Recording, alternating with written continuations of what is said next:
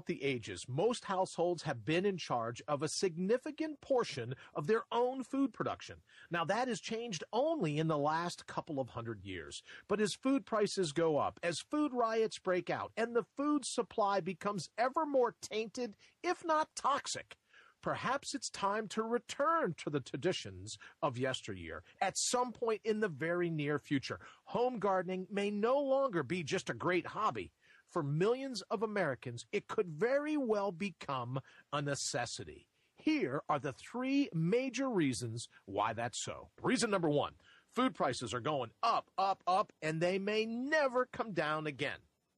Thieves steal rice right from the fields. Hijackers loot trucks carrying flour, milk, and juice on their way to the supermarkets. Lethal fights break out in the bread lines. People are trampled to death in the frenzied rush caused by a sale of cooking oil.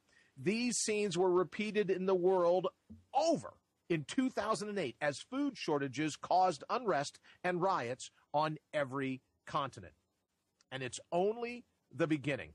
Now, we don't need economists to tell us that 2008 wasn't an isolated event. Case in point, 2011 started off with food riots in North African country of Tunisia, which sits on the Mediterranean, just a short boat ride from Italy. The government declared a state of emergency as thousands of protesters converged on the capital. They were protesting the high prices of staple food products such as sugar, milk, and bread. The president vowed to reduce prices on these vital items, but it was too little, sadly, too late, as the crowd demanded his ouster. Tunisia's prime minister appeared on television to announce that he was assuming power, essentially relieving the embattled president of his office. And so it goes. Food prices around the world continue to rise at an unsustainable rate. In January 2011, the United Nations Food and Agriculture Organization, or the FAO, reported that its food price index jumped 32% in the second half of 2010, the highest such single jump since 2008. Now, this jump put food prices at the highest levels ever recorded since FAO began tracking food staple prices in 1990. FAO economist Abdulreza Abassane declared that food prices were going again to enter into, quote, danger territory, end quote. 44 million people have been driven into extreme poverty since mid-2010, due solely to increases in the cost of wheat, corn, and oil, according to the World Bank. Now, food, or lack of it, fueled dramatic public protest in Egypt in February of 2011. Egyptians were crying out against skyrocketing food prices and the Mubarak government's lack of response to the crisis. On January 28, 2011, the international credit rating firm Fitch Ratings downgraded Egypt's outlook to negative and specifically cited the high inflation of food staples, which it says is running at 17% a year as one of the prime reasons for that downgrade.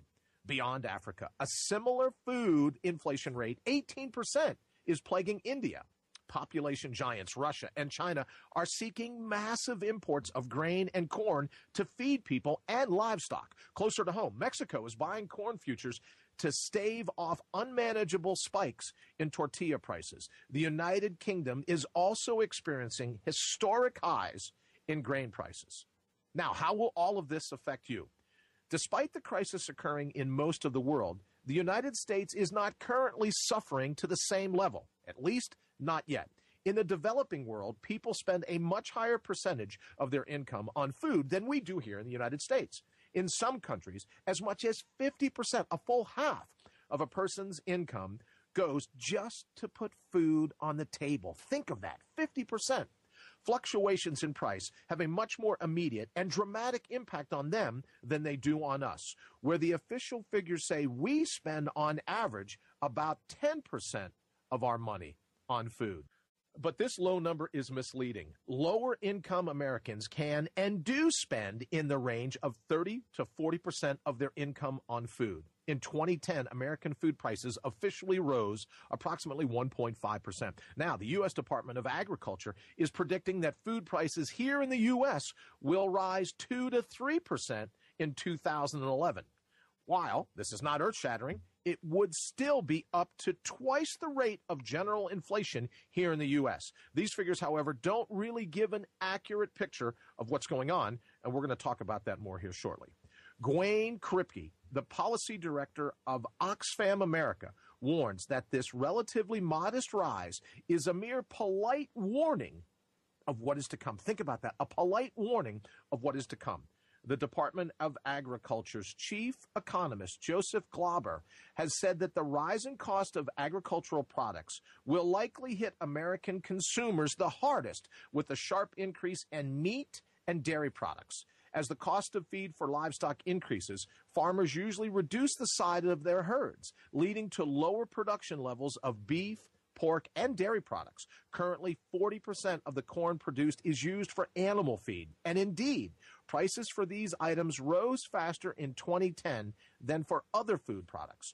Glauber predicts the trend will continue into the future as prices for agricultural products continue to rise as global supplies contract. In a 6-month period from 2010 to early 2011, global corn future prices rose from $3.50 to $7 a bushel.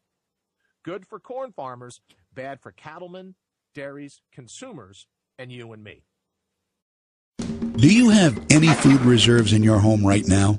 How long could you provide food for your family if the food supply was cut off? A month? A week? 3 days? Wouldn't you feel better if you had the necessary reserves? Have you ever noticed that the more advanced we get, the less prepared we are? Many things that defined life only 100 years ago are so convenient today that we don't really think about what would happen if that convenience were gone. Consider how we get our food. We just go down to the grocery store and grab a few things. But what if something happened that interrupted the food supply to the store? How long would it take for the shelves to be wiped out? What would you do? How long could you and your family survive? You know, for all the other important things in our lives, we have a variety of professionals, from mechanics to doctors, to help cover our bases. Why don't we also have a food professional? Food is our greatest dependency. Yet most of us find ourselves unprepared for the uncertainties that lie ahead. Why take chances? Why not do something about it? You've already taken the first step. Keep moving forward with this tour, and we can help you put a plan together and even show you how to get your food for free.